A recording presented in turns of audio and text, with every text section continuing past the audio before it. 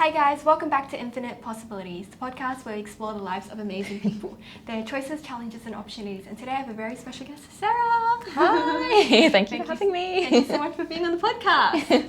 My pleasure, my honour. Wow.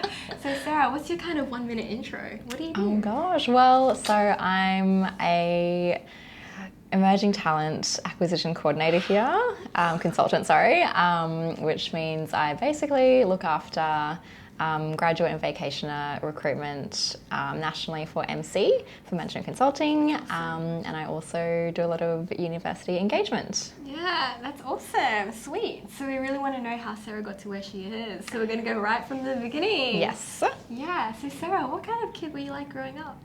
I think I actually started like pretty shy. Oh. But then I think I grew into myself a lot. Yeah. And I think from that, like, that was just because of, like school or like extracurriculars, jobs that I had and like, other random things that I did throughout my life. I think I became, like, grew into myself, I think, yeah. Yeah, and did you have siblings growing up? Yes, I have an older sister. She's 2 years older than me. Nice. Yes. Yeah, and what about, like, how did you sort of find school environment? Were you the popular kid? Were you the smart kid? Were you the sporty kid? I think I really peaked in school. Wow! So primary Which school or high school? is so sad. Nice, good. I don't know. I think, so I went to a public school from like preschool to grade 6. And I think, I don't know, I think generally like throughout school I was a bit of a floater, like sort of, I had my friendship group, but I was friends with most people. Yeah. But yeah, like, I don't know, I wouldn't like describe myself as any one particular thing, I don't know. Yeah, that's kind of cool. Yeah. Being Asian, did you get a lot of academic pressure? Yes, of course. And I played piano and I played violin. So the 2 classic Asian instruments. And yeah, like, I think, definitely a lot of pressure, especially when I was younger. I think my mum definitely now has sort of like relaxed a lot, but yeah, definitely like in school, like always had to do like well and had to do everything, like, sport, music, and then all the academic stuff as well. So it was like, it was a lot of pressure, I think, which is like a lot when you're quite young, especially like when you're figuring out what you want to do, and it's sort of like you're being pulled and like to do with this and this, but then it's like, what do I actually like doing? And love it, fun times. Sounds good. And so when you were that kid and you were doing so many different things, in terms of career, what was kind of floating through your mind, if anything? Well, I really wanted to be, in high school, I really wanted to be a photographer. Oh, yes. And I'm pretty sure my mum's words were that I wouldn't be able to get a job or make any money. Little did she know Instagram was coming along. So I obviously didn't pursue that. Like, I still sort of enjoy it as a hobby. But yeah, obviously didn't really like take that further. And then at one point I also wanted to be an architect. Oh, which, yes, I had that dream too. Oh my God, like, so cool, right? Also didn't come to fruition. Yeah, why is that? I mean, architecture is slightly better than photographer, right? Yeah, surely. Asian parents. Yes, I think so. But I don't know what happened there. I think also at the time, like when I was applying for university and stuff, I think it was also a job that like wasn't really that focused on, or like there wasn't like a lot of demand for it, so I kind of just like got a bit freaked out, I think. Hot. Yeah, and I was like, oh my God, will I even get a job? Now you think I'm like your mom. She rubbed off on me. She's the best. So yeah, ended up doing journalism and an extended major in arts with psychology. Oh, that's kind of cool. And your parents are like, oh yeah, journalism? Well, I don't know what they thought. I just like chose it because I always was quite good at like English, and I always enjoyed writing and editing and stuff. So I was like, oh, like that seems like a natural fit. And psychology I just chose because I found it interesting. Yeah. So yeah, a bit of a weird combo. But it was actually interesting. kind of works together, right? Like understanding people, being able to write, being able to express. Yeah, I think so. And like, you wouldn't probably think it with psychology, but it does also require like a very different style of writing. So I think that was an aspect of it that I also enjoyed. Yeah, that's cool. And so how was the actual degree? What do journalism students do? Well, I don't know, I hear about it now. I went to UQ and like it seems like there's a lot more practical components to it now. It was very theory-based. Yeah, it was very like, you know, just doing assignments and not actually, you know, getting much real-world experience. But I did two internships, you know, in my last year, but they were like, you know, sort of organised via the course. Yeah. So I did an internship at Channel 9 and at the Courier Mail, and I enjoyed the Career Mail one a lot more, which was surprising to me. I thought that the Channel 9 one I would, you know, die for. Yeah. But actually it had sort of the opposite effect. I became quite disenchanted with the journalism after that internship because it just wasn't a very pleasant experience. Like, I think the reporters that I worked alongside were all really great, but they had a really awful chief of staff at the time, and I think he had this like culmination of frustration with interns, and he took it out on me. Oh crap! Yeah, so then at the time I was sort of like, I'm not being paid to be here. Yeah. Like, you can't make me do anything or think anything, you know. Yeah. So I just became, I was so off it after that. And not only that, I felt that the work was, I don't know, like you put a whole day's work into like maybe a 5-second package on the news. Kind of sucks, man. Yeah. And it might not actually be broadcast. Yeah, and it was sort of like, you know, it might not even have been a meaningful story. Like one day I spent like, you know, we released a koala into the wild, and as much as I love koalas, I was like, I don't know, I felt it was a bit like not very meaningful. Yeah. And then I remember one day as well, there was like this sad story where like I think a retirement village home, one of the people living there had gotten hit by a car, and we had to go to the retirement home and like ask for information, and I was just like, this is not it. Like, I do not want to be asking these poor people about someone that they've just lost. Like, so a few reasons that we didn't continue down that path. Yeah, but what about the Career Mail? Whoa. Career Mail was good actually, but I think I just didn't have any awareness. It's kind of ironic because now I'm working with like grad and bac programs. Yeah. I didn't like have any awareness of, you know, like cadetships and all those things that you sort of apply for before you finish uni. So yeah, I just sort of like, I think I missed the boat on all of those opportunities and just like, floated around for a little while. No, that's cool. And then, so what happened when you graduated uni? Well, I graduated and I did like some other sort of more long-term internships that were paid, thank God. Yes. But then I ended up at Swarovski, where I just sort of like worked in retail for like, I think just over a year. And it was like a great time. Like, I'm still friends with those girls and we catch up every, you know, a few months. And I think that also like, you know, I think everything is an experience. Like, you know, everything happens for a reason. So yeah, definitely sort of like, I think gained a bit more confidence, just like in people skills, I think. And worked there for a year or so. And then it's all about who you know, isn't it? My friend's mum worked at my high school and they were looking for somebody in their event space. So then I took that job.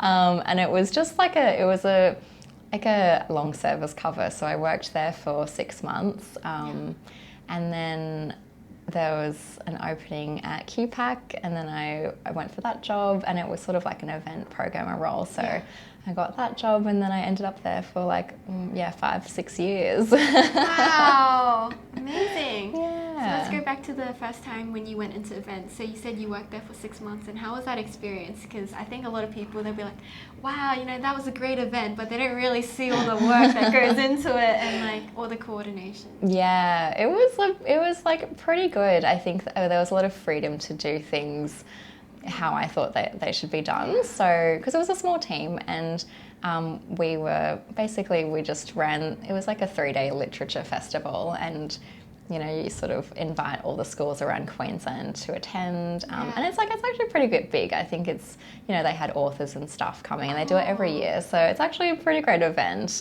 like if, you're a student. But yeah, a lot of coordination, a lot of chasing, a lot of scheduling, and, logistics, just like things from, like signage, making sure everyone's deposits are paid, making sure the authors are going to get there on time. So I think, yes, organisation is key. Yeah. And thinking about it from, a patron's perspective, when you go to a festival, like, you want to make it as easy as possible, even if it's like, well, obviously something's going to be there or like this. Yeah. You just put the information there so that it's, people don't have to think about it. Yeah. So yeah, that was my introduction to event planning. And then were you like, yeah, this is it, this is what I like the most out of everything that I've done so far? Well, I think, I don't know. I'm still I still don't know what I want to do. That's it. I feel you. Yeah, like it's so hard to be sure. I really envy people who are like, so sure of what they want to do in life. Yeah. But no, I didn't not like it. Yeah, that's a good start. It was enjoyable, and we had a good team. And like the school was great. So it was a good experience, that's for sure. Yeah. Awesome. And then tell me more about QPAC. QPAC was also a great experience. It was, such a great team, like really, family vibes. And that's the reason I stuck around there for so long. People said that you stay for your team. Yeah. And I was across a couple of roles there. So I did the event programmer role for 2 years. Oh. And that was sort of more like technical, like back end. Oh. I know it sounds probably much cooler than it was. It was a clunky old system, but but it was basically like, when the ticketing system, and I guess your like UX going through that when you're like buying something online. That's sort of what we created. So were you customer facing? No, I wasn't at that Whoa. point. No, it was it was like a visitation department. So within visitation, I guess, was like marketing and ticketing. Yeah. So we all worked quite closely together. And then, after that role, I went into a client manager role. That's cool. Yeah, because so with our ticketing system, I guess we obviously ticketed shows at QPAC, but we also were the system for like Goma and the museum, awesome. a theatre in Canberra, like Art Gallery of New South Wales, and like Brisbane Festival and stuff. So me and a team of 2 other people, we sort of managed our external clients. And yeah, I did that for 3 and a bit more years. Whoa, that's cool. It was just such a good team, and a lot of I think like I had a lot of ownership, over all of the external clients. So yeah, it was sort of a bit like, I guess, SaaS based, but yeah, and it was sort of like nice to work with clients and like do all their projects and maybe crush their dreams a little and bring them down to reality. That sucks. Yeah, I also heard you had a snack drawer there. Tell me more. Oh, yes. Oh my God, where did you hear this? My favorite snack drawer. I got so much like flack from everyone. I remember like our CEO would always come by my desk and be like, Sarah, what's in the drawer today? Share snacks with me. Always well stocked because, and I think that's something I miss about hot desking here. Yeah. Like you don't have the permanence. You can't build up a snack drawer. That's also true. I do have a locker. Nice. Full of snacks? Yes, always a snack or two. Sounds good. So what are your favourite snacks? Oh my God. I'm a real chip gal. Yes. I love chips. Definitely my preference over chocolate, which might be controversial, but no, I love a kettle chip. Nice. What flavour? At the moment, I'm really digging like sweet chili with a little French onion dip. Oh, aloe French onion dip. No, a French onion. With a French onion? Yes. Whoa, that's fancy. It's like the salt, no. The spicy. It's like mild spice and then a bit more like, creamy. Wow, that's kind of cool. And are you someone that just snacks while they work kind of thing? Definitely at home. Yeah. It's so hard to snack here because I feel like I'm just like making all this noise and like crunching away. So I try not to like do it when I'm in the office. Oh, that's sad. I know. it's probably healthier, but you know. I mean, everyone would just be asking you to share. That's it. Yeah, Can't be sharing. Exactly. Yeah, and kind of curious about you were at QPAC for the ticketing, so you didn't really have much technical kind of experience. Was it kind of, it wasn't, you didn't really need to learn. Was it too hard to pick up? No, it was, I think if you're like technically minded, it was pretty easy to pick up. It was basically just knowing the system that we worked with, which was probably, I remember when I first started, I was like, the system looks like, I don't know if you remember, but like in like the late 90s, Windows, like Windows 95 and like 97 with like the grey borders, and I was like, this is what it's really reminding me of. I mean, it was so like so old and clunky, but there's something to be said for a robust system, which it definitely was. So yeah. And so what was kind of the day in the life? So someone orders something and you click something? No. So I wasn't, I guess, customer facing. It was sort of like we worked closely with our ticketing and venue manager. I guess a client with a show would send what we called like an event build through, and the event build would consist of like all of the pricing, the schedule, all of like any packages, like those sorts of things, and we would plug that into our ticketing system and make that, I suppose, a show that could be purchased online. Wow, if that makes sense. It's kind of weird. Like I think people who like aren't familiar with ticketing or like the ticketing industry, it's sort of a bit like doesn't like, it's like what? Yeah. But yeah, I guess like to explain it in a nutshell, like if you went online to purchase a show at QPAC, that whole like buying process is what like I would have built in the back end. Wow. Through a system though, like it sounds like I probably was like coding and stuff, but I absolutely was not. Did you get to design any of the posters or anything like that? Because you're pretty creative, so I was like...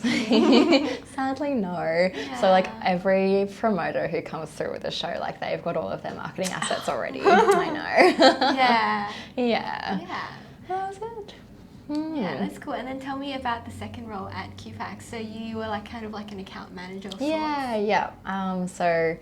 Basically looked after our external ticketing clients and would help them with their promoters, and it would be anything from, you know, they would send me an event and I would then pass that on to the event programmers to plug in.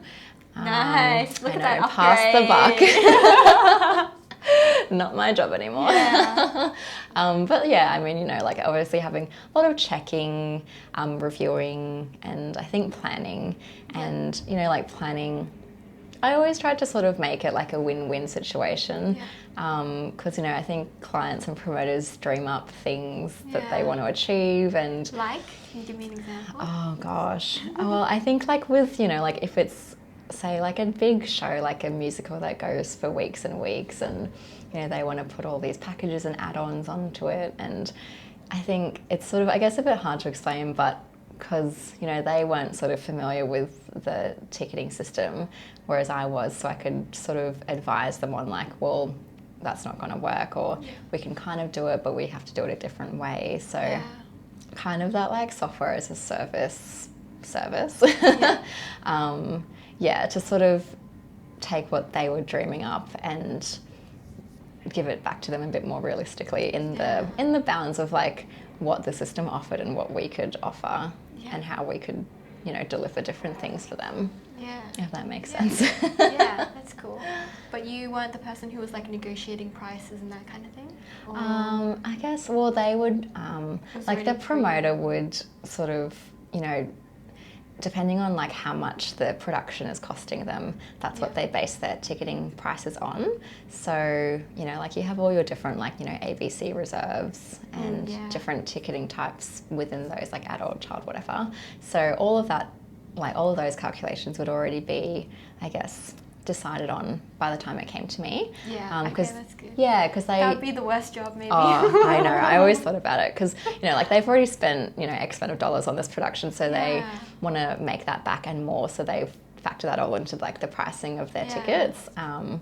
But yeah, no, I guess from my perspective, like that would already be done before it came to me. But it was just, yeah, I think the system that we worked with definitely had limitations. So that's a nice way to put it. Had to sort of process and be like, well, how can we deliver what you're wanting in a more realistic way? Yeah. And, you know, like, I mean, it's all just a memory now, but, you know, I think you have to also take into consideration, like, how much, you know, how popular a show is, and are we going to need to have like a queuing system online? Otherwise they're going to basically break our servers. Yeah. And so like, yeah, a lot of, I guess, working collaboratively with IT and marketing, digital, and our call centre as well, to make sure everyone sort of was across the timeline of when things need to be done by, and, you know, what they can expect, like what kind of questions they might field like in the call centre. And yeah, it's a lot of information gathering and distributing. Wow, that's hard. You have to consider all these different factors and then how to package it down. Into something bite-sized and digestible for people who are sort of and crush their dreams. Front-facing. Hopefully not too much. Win-win. Yeah. And so out of these two roles, did you have a preference? One was more client-facing, and you're good with people. I definitely did enjoy the client-facing role more. I think because it's sort of nice to work, you know, with the client and the promoter to get to, you know, a win-win for the promoter, but also for like your internal teams, because, you know, like there's always pushback from people who are, you know, doing the work. And so it was always, like a fine line between balancing, you know, what they were willing to do versus, and like on the timeline as well. Everything was always, you know, last minute. Everything's always changing at the last minute. So yeah, it's very sort of like reactive environment, which is fine. It's just like the nature of the industry. But yeah, I think it gave me quite a lot of freedom to make decisions that were, I think, best fit for the company, the promoter, and all of our sort of internal teams. Yeah. Lots of expectation management. Yes. Yeah, that's cool. And then tell me about how you came to be at KPMG. Well, Good old LinkedIn. Yeah, good old LinkedIn. Like I was looking because, and the only reason I left QPAC was just because there was not much growth and like not much opportunity for developmental growth. I think everyone who's there is sort of there for a long time. It's like a half government organisation, like it's a subsidiary. So, I mean, you know, the stereotypes. So like, I think once, you're in Gov, people are there for a very long time. Yeah. So yeah, there wasn't really much room to move. And I think the only reason I got the opportunity was because the woman previously in the manager role was going on maternity leave. So parental leave. So that's, how I sort of slotted in there, and then she left eventually. So I took over. Nice. But no, I got a LinkedIn message from a recruiter for this role now that I'm in. And I had 2 interviews. I had an interview first with the recruiting agency, and then I had 2 interviews with the KPMG team, and then I had a coffee, and then I had an offer. Nice. And I kind of just thought, like, you know, like, why not? Like, I'm ready to move on. I had stopped sort of learning there, which I think is probably a sign that it's time to move on. As much as I love them and I still catch up with them too, we have a little WhatsApp chat. Oh, that's so cute. And I just, I was like, why not? Like, it's a bit different, and it's like Big Four, so it'll be totally different sort of, I think, work life. So thought I would give it a go. And yes, that's how I ended up here. So how has the change been? I think it was really good. Like, like the role that was pitched to me was basically like a stakeholder engagement or management role, which I was pretty comfortable with. They said, it was the first of its hire in Queensland, and, I'd basically be leading university engagement across Queensland, and I thought, like, that sounds pretty fun. It sounds like I could do it. So I jumped into that just over a year ago now. And yeah, it was really good. Like I think, you know, like I didn't have any expectation of what it would be like.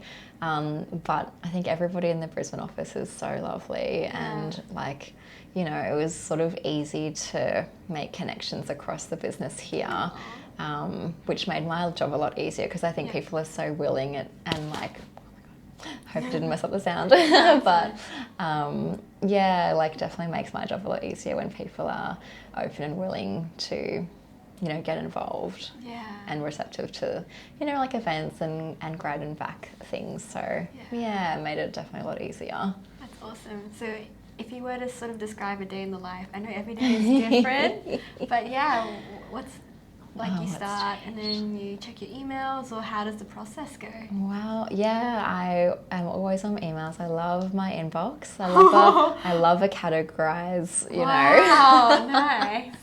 I think I wake up, check my emails, check Teams. I've always got like, I think I always try to have something on the go, and you know, like it's pretty high volume, so there's always something happening, and basically it's my job sort of evolved now into more of a recruitment role. So it's basically rolling recruitment. I know that we've officially closed our applications, but I think, you know, we don't really stop until all of the roles are filled. So we just keep going. You know, I would like in constant communication with hiring managers across the business, and, you know, sourcing candidates for interviews to fill whatever roles we have left, organising all of those, gathering outcomes, working on contracts, and it's just sort of like a never-ending cycle. Yeah. So are you sort of one of those people that will message others on LinkedIn if they're interested in XYZ roles? I haven't got to that stage yet. I sort of work off our internal talent pool, so all the people who did apply initially and might not have been contacted in that first round. I'm just like hunting through, trying to find the best fit for the different teams and their needs. And it's like, it's quite interesting to learn, you know, the different needs in the different service lines, but then even within that, like the different needs from different locations as well, because I think even if they're in the same team, like, you know, different states and territories will have, you know, different needs and wants in their candidates. So yes, it's a lot of sort of being attuned to what people want, and also getting to know like the hiring manager and the team in the different places, because, you know, they're going to probably want someone who will slot in easily to their team as well. Yeah. So are you part of the interviewing process? I'm not, thank God. Okay. That's kind of good. You don't have to deliver the bad news, hopefully.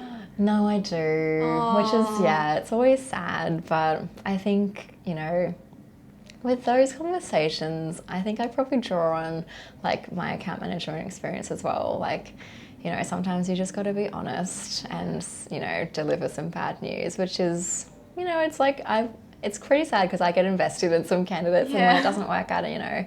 But, you know, I think I try to frame it as just, you know, it's a learning experience and everything happens for a reason. And, you know, while it didn't work out this time, you know, the feedback was XYZ, and, you know, they can take that forward into whatever next interview they have, which will hopefully, work out well. Aww, that's cool. Yeah, so we're nearly at the end of the podcast. Okay, we still have like 2 minutes. Okay. So these are the rapid fire questions. Okay, gosh, I'm ready. So the first one is, what do you think the meaning of life is?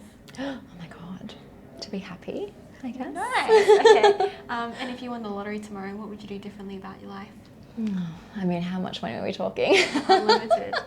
I would quit my job and just travel forever and bring all my family and friends with me, buy them all houses, you know. Sounds good. And the final question is, what is an ideal day in the life for you? It can be work related, it can be non-work related. Day in the life, okay, well, it definitely wouldn't be work related. Nice. I would probably sleep in, have a slow morning, maybe read a book, go for a walk, and then I think, probably just like float around in nature. I don't know, I just love to like, I don't know, probably go down to the beach, float in the ocean for a bit, do nothing. Oh, that's awesome. Listen to music. Relaxing. Yeah, that's cool. Well, thank you so much for being on the show, and it's been so much fun interviewing you. Want to say bye? Bye. Bye.